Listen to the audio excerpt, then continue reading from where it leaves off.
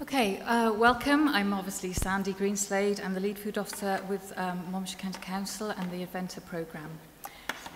Leading on from what Heather just said, philosopher, the donkey in Shrek, another quote from another cartoon actually called The Incredibles, and there's children in The Incredibles who say, "Are we there? Are we there yet?" And Mr. Incredible said, "We'll get there when we get there." So, and it is very much about a journey. So hopefully I won't, tell you what we're doing. So what makes a successful food destination? What I think makes a successful food destination, what are the critical, I'll be going through what are the critical success factors, what we have actually achieved in Monmouthshire, what's gone well, what hasn't gone so well, what we've learned, and obviously an opportunity for questions at the end. So I think the critical success factors are that food and drink is recognised by the key stakeholders as the destination's most competitive asset. That the critical mass of we have a critical mass of high quality, unique, iconic food and drink products and experiences on offer. That we are delivering a positive food experience to visitors and responding to feedback. That there is a destination development plan in place, identifying actions and commitment to food destination development. That there is buy-in from the local community for development and promotion of food as a destination's most competitive asset. And the development of food destination ambassadors to get community involvement in actually selling their area as well, and looking at effective marketing and branding of the food destination. And most importantly, if you have identified that we're putting our name out there, that we are the food capital of Wales, it is about keeping the faith and not getting distracted by other areas of work, but just to really focus on that one focus of one brand, of actually taking that forward, that we are the food capital of Wales. It's a very brave and bold move, and it is very much about keeping the faith. And I will tell you about how, our experiences of that. So, what have we already achieved in Monmouthshire? We have a Monmouthshire Visitor Product Assessment was taken place under RDP funding a few years ago, which looked at what we had on offer. I will go into a bit more detail in a minute. It also identified food as one of the key programmes in Destination Development Plan for the next 3 years to grow tourism. The other key areas were tourist accommodation development, town and village visitor experience development plans, which also included things like brown and white signage, the Monmouthpedia project, the Raglan Under Siege project, and Caldecott Castle. It also looked at the walking product and the festival's development, as well as visitor information. So that's what we've identified, and obviously food tourism is the key one that we are actually going with. So food and drink is actually worth 26.82 million to Monmouthshire's economy in 2012, according to Steam figures for last year, which is equivalent to 552 full-time equivalent jobs. And the food festival in itself is worth 4 million to our regional economy. It's a very small slide, you're not going to necessarily read it, but it had to go up there because it is important. That visitor product assessment looks at what we have on offer and what there is further opportunity to develop. So I will read it for you. A good and expanding number of award-winning restaurants. We have a foodie triangle between Abergavenny, Scunthorpe and Whitebrook, 2 Michelin-starred restaurants at the time. And celebrity chef restaurants. So the Hardwick owned by Stephen Terry and the Fox Centre owned by Matt Tebbett. The story started in 1963 with Franco setting up the Walnut Tree, who recognised this area as a fantastic food-producing area that he wanted to share and use the produce for on his menu. And obviously, everybody's heard of Franco, and he's still working very hard in the area as well. So we have some award-winning pubs and gastropubs, obviously this number of celebrity chefs, award-winning tea rooms and places to eat for Abergavenny for afternoon tea, the Abergavenny, the Angel Hotel. And we've got less depth in terms of a quality of eating and drinking offer in Monmouth, Chepstow and Abergavenny town centres. So local food and drink. So we've got, of course, the iconic Abergavenny Food Festival. We've got a number of award-winning food and drink producers, 6 vineyards in Monmouthshire. Many of the top restaurants, pubs and hotels and B&Bs feature local food and drink on their menus. A number of food and drink producers are open to the public for tours, tastings and opportunities to buy their products. We have some food shops selling local food and drink, but not that many. We have regular farmers markets. We've got 2 cookery schools operating in the area, the Chef's Room and in Blaenavon and the Culinary Cottage in Pandy. And we have some food and drink short breaks already developed and promoted. So our opportunities to develop that further is to look at opening further high-quality restaurants and gastropubs, the potential to develop foodie breaks and use to boost off-peak business, and the scope to encourage more good quality tea rooms and farmhouse teas and church teas.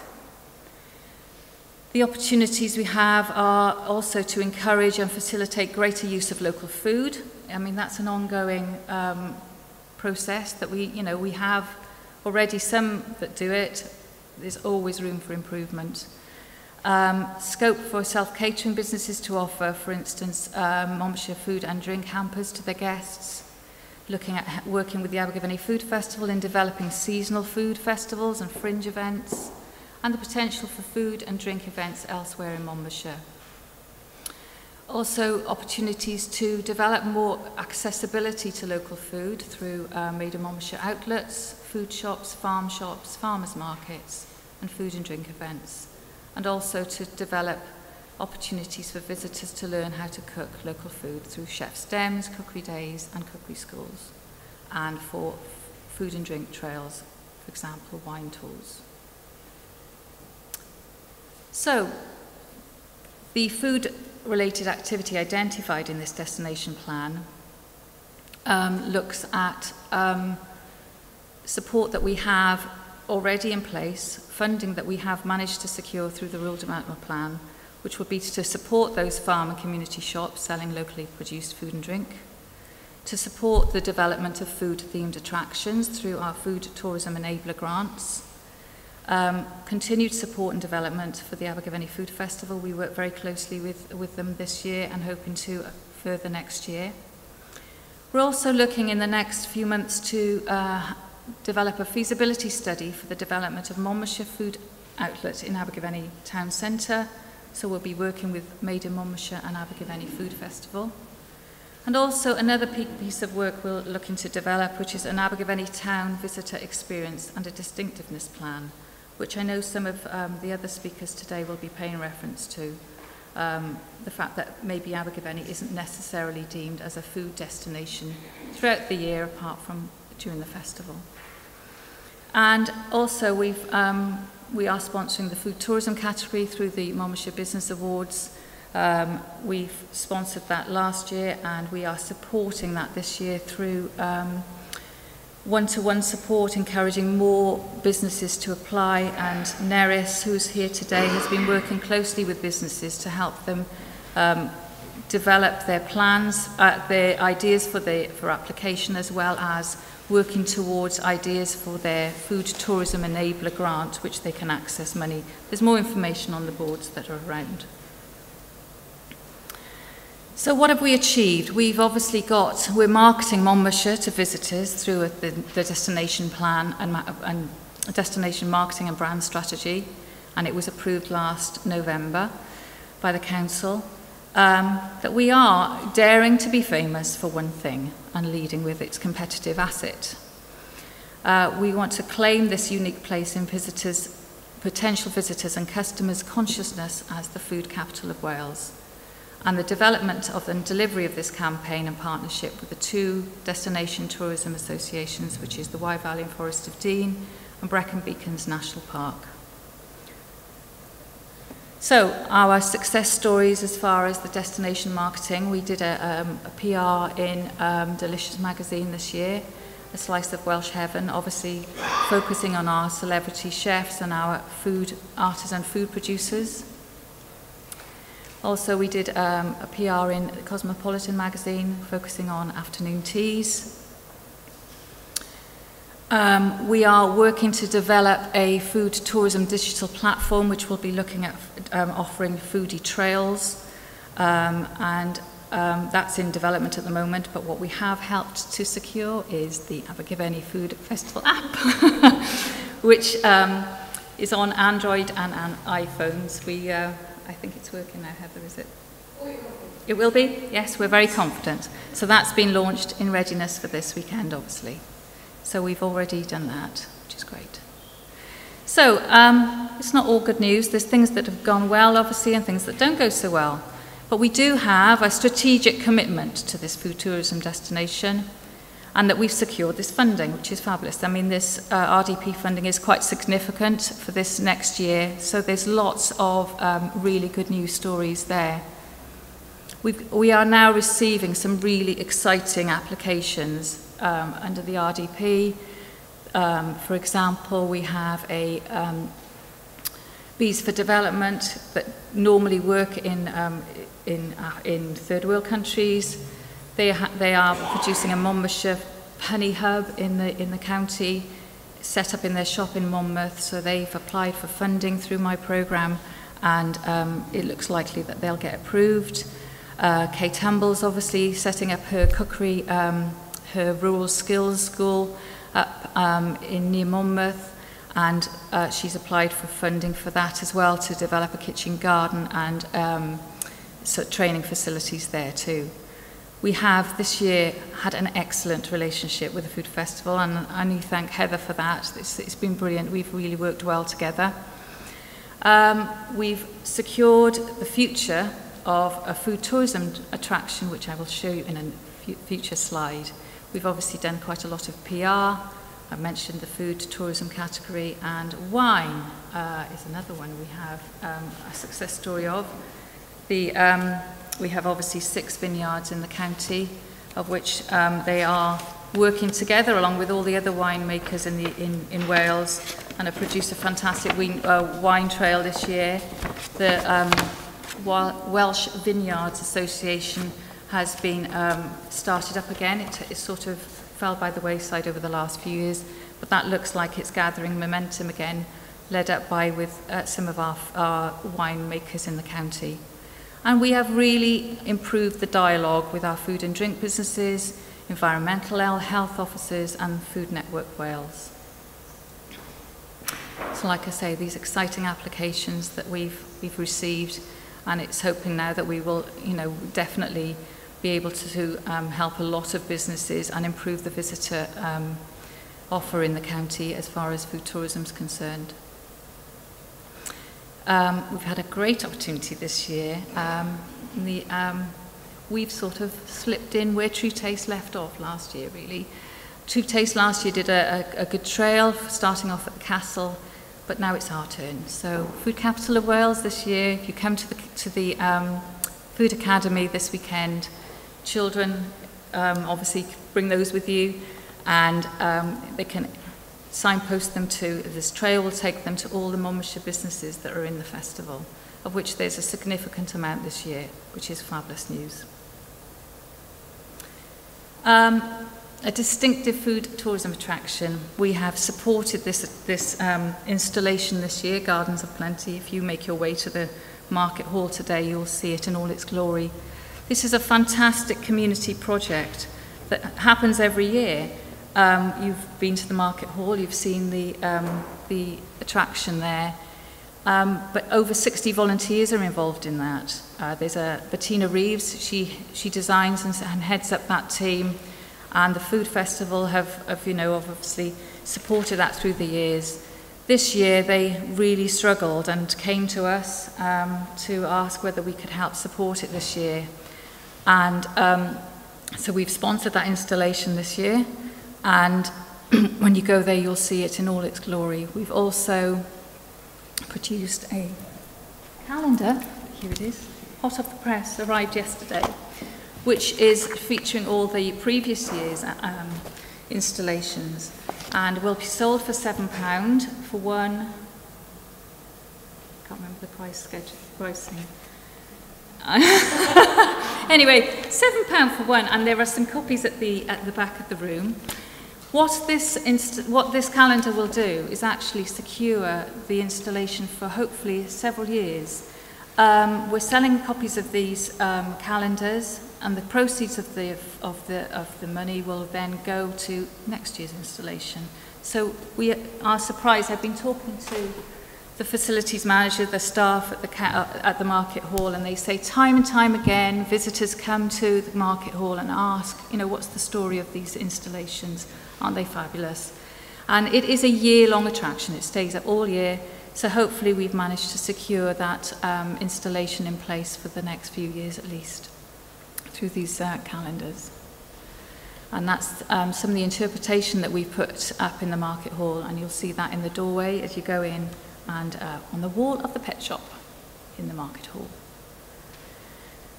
We've obviously done some foodie offers for this food festival this year, and we've got a few producers who are taking part and offering special offers for people who have the voucher in the programme this year. So the food tourism category, this has worked really well.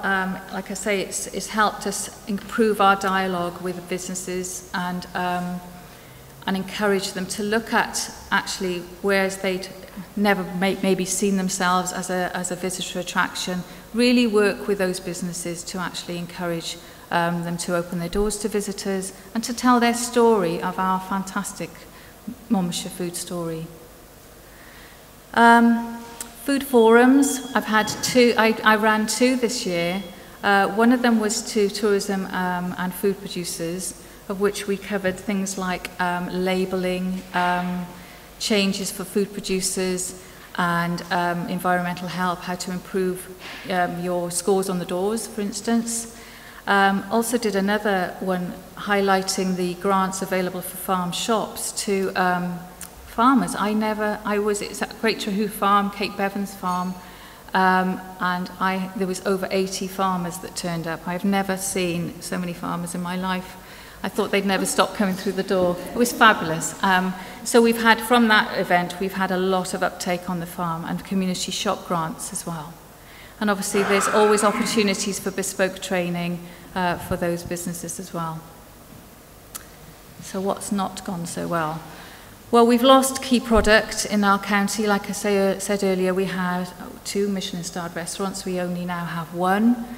And as part of that destination plan, we were looking at developing a food tourism consortium made up of local businesses who wanted to sort of drive forward the idea of developing foodie breaks and working collaboratively. Some of those key members of that consortium have obviously, we've lost members of that from losing our key product. So hopefully now things will improve and that we'll be able to get that food tourism consortium back on track. And like I said earlier about keeping the faith, it's getting people to commit to developing and promoting one particular destination asset over a long period of time. Even when it's been identified as its most competitive and it benefits the whole rural economy, quite often that has been a real challenge and an ongoing one. So it is about, we're working on it, but it has been a greater challenge than we thought it would be. And competition is moving faster. There are ideas we've had to develop product in the county, and now we see others doing that.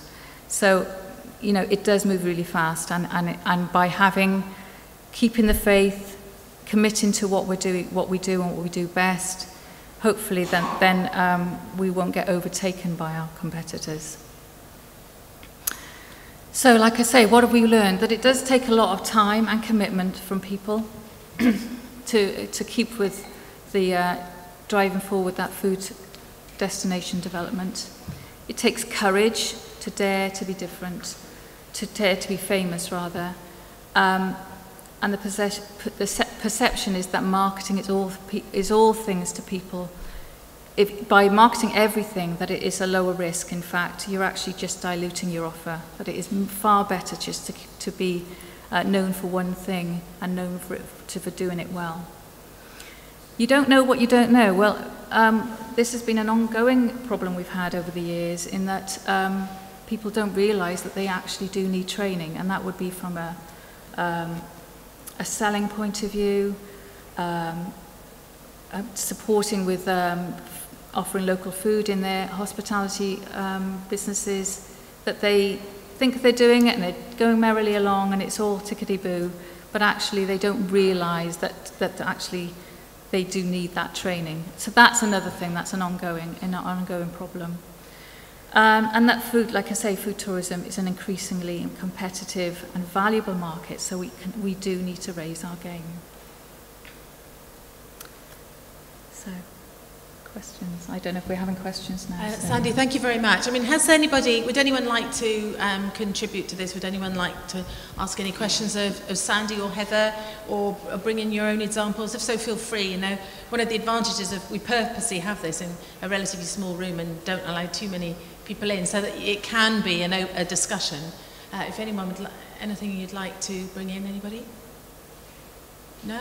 One of the things I was wondering about is when you were talking about how you wanted and decided to make Monmouthshire the food capital of Wales. I mean, did that upset others? Did like Ceredigion or Pembrokeshire say, no, it's ours? I mean, it's quite a brave move, isn't it? It is a brave move, and we thought, well, we better get in there quick. No one's challenged yet. I mean, the interesting thing is numbers like that, like 26.8 million, I mean, that's pretty good, is it not? Yeah. It gave you the confidence as a team to go ahead with that. To do that. And the thing is as well, yes, and I think it's because we have an overall experience. You know, we do have the celebrity chefs, we do have the great places to eat, and we do have the artisan producers, that we do have that almost complete package. And obviously this iconic event this weekend. We just need a fish shop. Yes, we need a fish shop. We need a fish shop. For those of you that have travelled from afar, Abergwenny is a fantastic name, but you have to go to Waitrose if you want fresh fish. Anyway, Sandy, thank you very much, Sandy Greenslade. Now,